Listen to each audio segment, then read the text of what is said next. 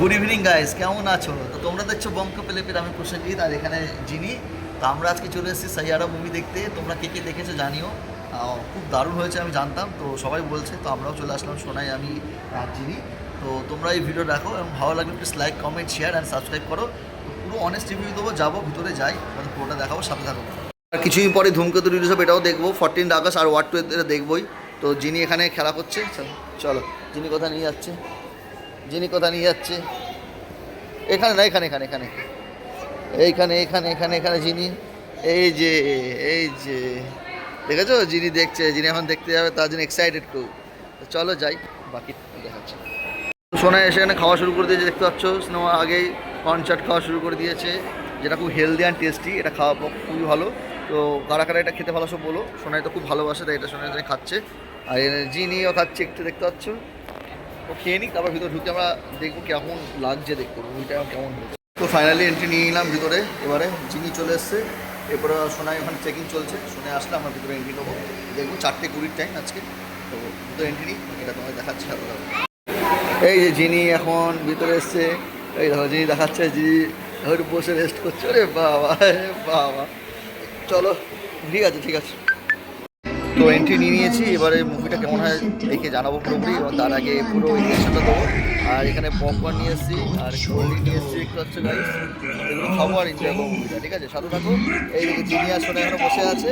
তো চলো আমরা ভিতরে দেখাই, বাকি আনন্দ করে দেখাবো।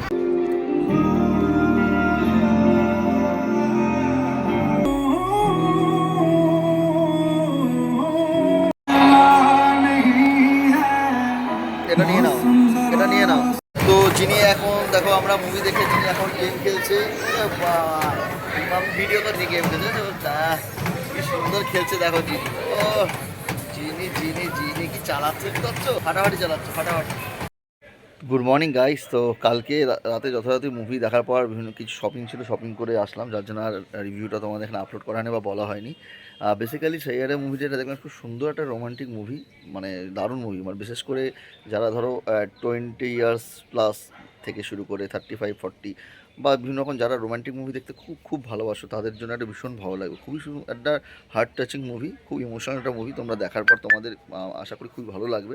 এবং যারা যা দেখতে প্রত্যেকে যেমন ভালো লাগে শুনছি, এবং আমারও ব্যক্তিগতভাবে আমার শোনায় সবারই খুব ভালো লেগেছে।